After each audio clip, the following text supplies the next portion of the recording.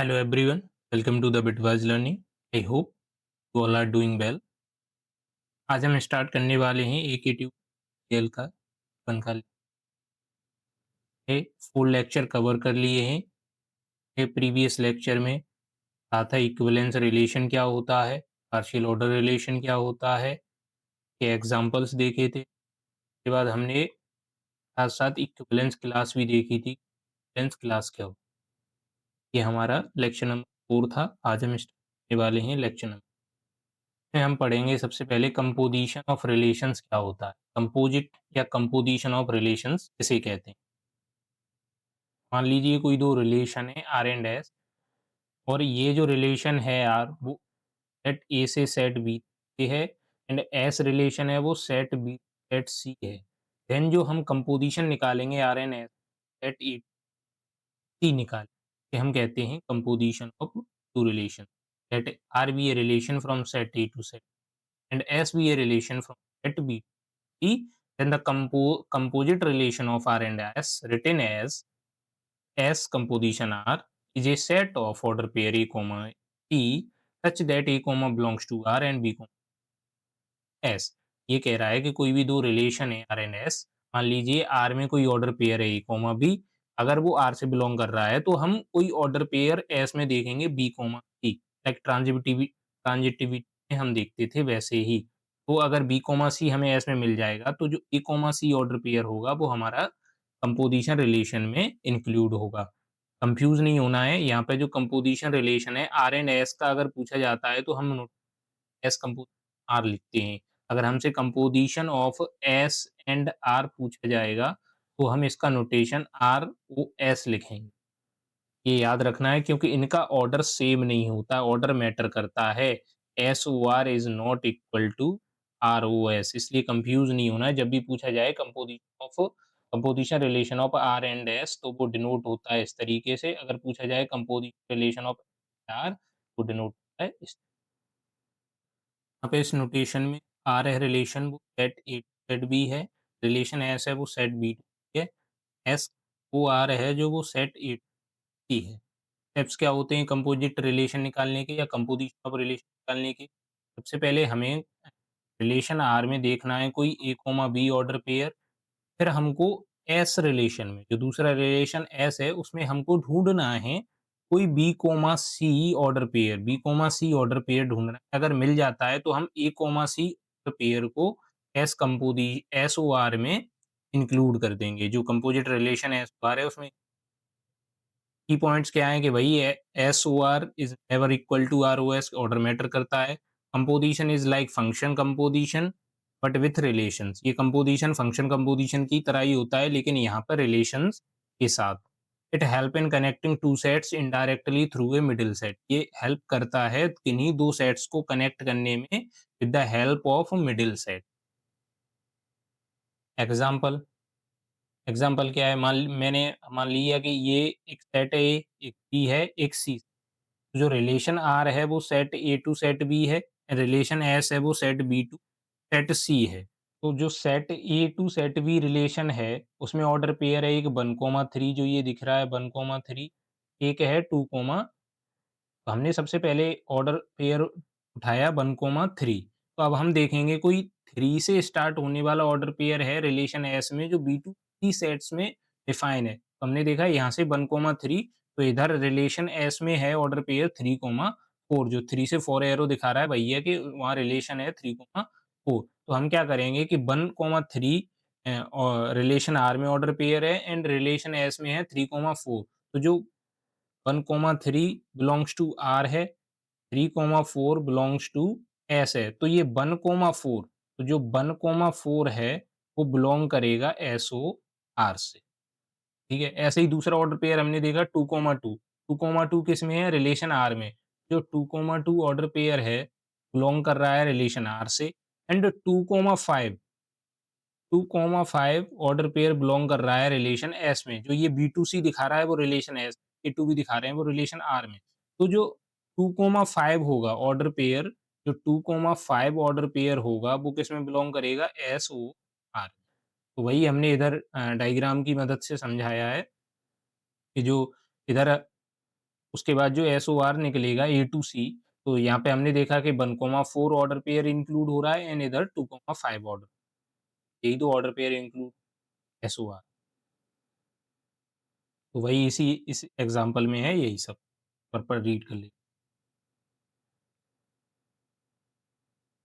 उसके बाद आता है इक्वालिटी ऑफ रिलेशन। इक्वालिटी क्या होती है रिलेशन से? जैसे हमने सेट्स में देखा था वैसे ही यहाँ होती है। कोई भी 2 रिलेशन हैं आरएनएस, वो इक्वल कब होंगे? जब उनमें एग्ज़ैक्टली सेम ऑर्डर पेयर होंगे दोनों। कोई भी रिलेशन आर एंड एस हैं, अगर उनमें एग्ज़ैक्टली सेम ऑर्डर पेयर्स हैं, सपोज़ इसमें भी ए कॉमा बी है, इसमें भी ए कॉमा बी है। आर एंड एस रिलेशन कैसे होंगे? Equal relation. तो formally R equal to S क्या होता है? A comma B belongs to R and also B A comma B belongs to A. अगर दोनों सेम ऑर्डर पेयर दोनों रिलेशंस में हैं, एग्ज़ैक्टली सेम, तो वो दोनों जो ऑर्डर दोनों रिलेशंस हैं, का क्या मतलब है? Every pair in are is also in S, कि हर पेयर जो आर में है वो एस में है और जो हर पेयर एस में है वो आर में है। तो ये इक्वल होंगे अदरवाइज़ नहीं। एग्ज़ाम्पल, मान लीजिए कोई सेट है 1, 2 जिसमें एलिमेंट्स हैं एंड दूसरा सेट बी है जिसमें x, y एलिमेंट। तो रिलेशन जो R है उसमें ऑर्डर पेयर है 1, x एंड 2, y। जो रिलेशन S है उसमें ऑर्डर पेयर है 2, y एंड 1, x। अब जो ऑर्डर पेयर रिलेशन R में वही रिले ऑर्डर पेयर S में, जो ऑर्डर पेयर S में वही ऑर्डर पेयर रिलेशन R में। तो both set contain the same pair, so R equal to S। ये होता है हमारा equality of relations. Now next topic is recursive definition of relation. Recursive definition of relation क्या होती है? A recursive definition of a relation define the relation in terms of initial condition, starting element and a rule that generate new element from already existing ones. ऐसे समझ में नहीं आएगा, example देखिए। कोई भी रिलेशन है आर है जो डिफाइन हुआ है नेचुरल नंबर्स के सेट पे। कोई हमने सेट मान लिया नेचुरल नंबर्स का, उस पे हमारा रिलेशन आर डिफाइन हुआ है। तो हमारा जो रिकर्सिव रूल क्या कहता है कि जो मेरी इनिशियल कंडीशन है मैंने मान ली जो बिलोंग कर रहा है कोई ऑर्डर पेयर में, सपोज कोई order pair A comma B मान लिया मैंने, जो अब रिलेशन आर से बिलोंग कर रहा है। तो मैं विथ रेस्पेक्ट टू सेट, जो सेट है मेरा नेचुरल नंबर का, इसके रेस्पेक्ट में इससे इससे जो ऑर्डर पेयर मेरा इनिशियल ऑर्डर पेयर मैंने मान लिया है, इसका यूज़ करके मैं एनदर ऑर्डर पेयर्स बनाऊँगा, रिकर्सिव रूल्स का यूज़ करके। इसी का यूज़ करके नेक्स्ट ऑर्डर पेयर्स बनाऊँगा जो मेरे रिलेशन आर से बिलॉन्ग कर रहे होंगे। उसे ही मैं रिकर्सिव डेफिनिशन ऑफ रिलेशन बोलता हूँ, क्योंकि रिकर्सिवली मैं इस इनिशियल ऑर्डर पेयर का यूज़ कर इसी का ऑर्डर पेयर का यूज़ कर रहा हूँ, कोई भी रिकर्सिव रूल लगा के। सपोज़ ये A, B है, तो मैंने अगर A+1 मान लिया, B+1 मान लिया या फिर A+2 मान लिया, B+2 मान लिया, ये कोई एक रिकर्सिव रूल मान लिया, इसका यूज़ करके मैं नेक्स्ट ऑर्डर पेयर फाइंड करूँगा रिकर्सिवली, उसे मैं रिकर्सिव डेफिनिशन। जनरल फॉर्म क्या है? To define a relation R on a set, सबसे पहले हमें बेसिस बताना है। इनिशियल स्टेप क्या है हमारा? स्पेसिफाई करो some order pair that definitely belongs to R. हमें कुछ ऑर्डर पेयर्स दिखाने हैं जो डेफिनेटली मतलब जो रिलेशन आर से बिलोंग कर रहे हों। उसके बाद हमें रिकर्सिव स्टेप पता करना है। कोई भी हमें जनरेट न्यू ऑर्डर पेयर करने के लिए जो आर में ऑलरेडी ऑर्डर पेयर है उसका यूज़ करके हम नए ऑर्डर पेयर बनाते हैं आर में, तो हम किस तरीके से बनाएँगे? कि क्या-क्या हमारे स्टेप रहेगा, क्या स्टेप रहेगा या क्या रूल हम यूज़ करेंगे, उसको हम स्पेसिफाई करते हैं दूसरे स्टेप में, जिसे हम रिकर्सिव स्टेप कहते हैं। उसके बाद closure, state that nothing else belongs to R unless it can be obtained from step 1 and. ये क्या कह रहा है कि कोई भी ऑर्डर पेयर रिलेशन आर से बिलॉन्ग नहीं करेगा, अगर वो फर्स्ट एंड सेकंड स्टेप से के यूज़ किए बिना ऑर्डर पेयर ऑब्टेन हुआ है। अगर इन दोनों का यूज़ करके ऑब्टेन हुआ है तभी वो रिलेशन आर से बिलॉन्ग करेगा। एग्ज़ाम्पल, वही के हमने रिलेशन आर डिफाइन किया था नेचुरल नंबर पे, हमने बेसिस मान लिया कि 1, 1 बिलॉन्ग्स टू आर।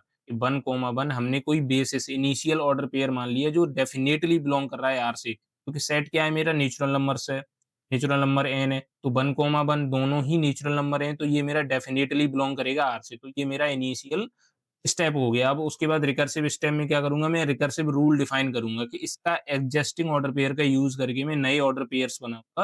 अब मैं रूल क्या रहेगा, if m, n belongs to r, अगर मेरा 1, 1 बिलॉन्ग कर रहा है r से, तो m+1 एंड n+1 भी r से बिलॉन्ग करेगा। तो 1+1, 1+1 भी आर से बिलोंग करेगा, ये बोल रहा है रिकर्सिव रूल। हमने रिकर्सिव रूल क्या कर लिया कि अगर m, n आर से बिलोंग है, तो जो m+1, n+1 ऑर्डर पेयर होगा वो भी आर से बिलोंग करेगा।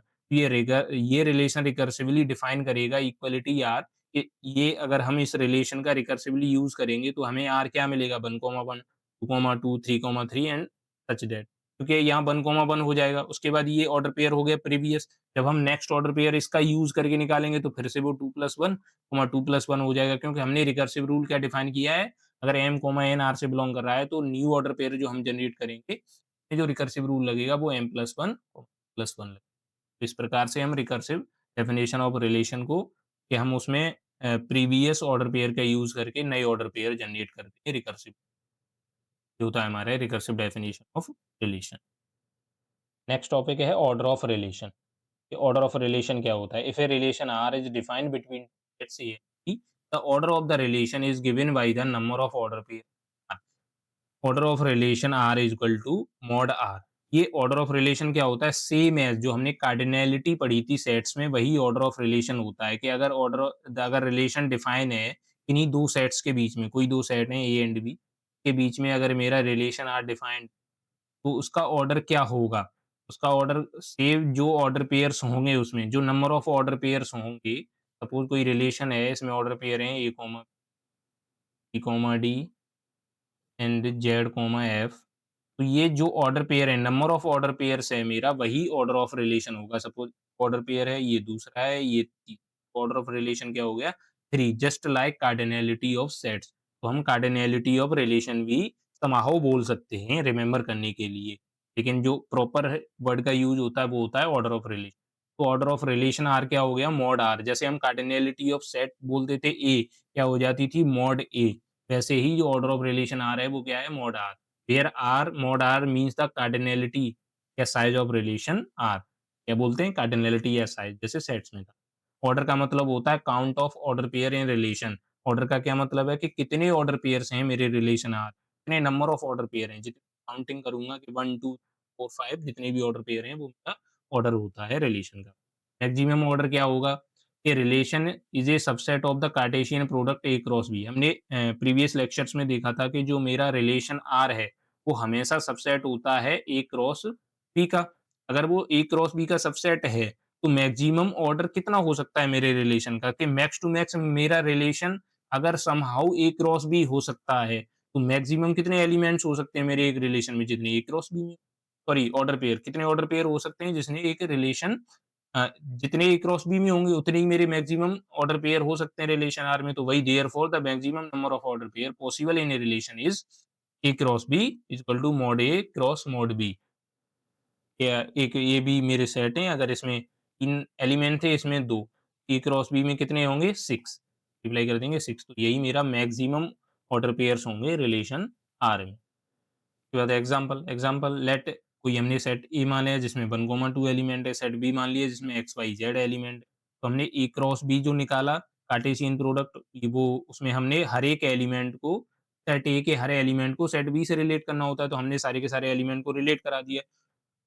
तो जो मैक्सिमम ऑर्डर निकल के आया कि इसमें 2 एलिमेंट है, इसमें 3 थे, तो जो मैक्सिमम ऑर्डर निकल के आया वो हमारा निकल के आया 6। तो और हमने मान लिया अगर कोई रिलेशन है जिसमें ये ऑर्डर पेयर्स हैं, 1 एक्स से रिलेट कर रहा है, 2 वाई से, देन जो ऑर्डर होगा आर का वो कितना होगा? Count of order pair. तो इसमें कितने हैं? एक ये है, तो कितने हो गए? 2। तो इसका ऑर्डर कितना होगा? 2। और जो मैक्सिमम ऑर्डर होगा वो ए क्रॉस बी के इक्वल होता है, वो कितना होगा? 6। ये होता है ऑर्डर ऑफ रिलेशन। लेक्चर को यहीं खत्म करते हैं। अब हम नेक्स्ट टॉपिक्स नेक्स्ट लेक्चर में देखेंगे।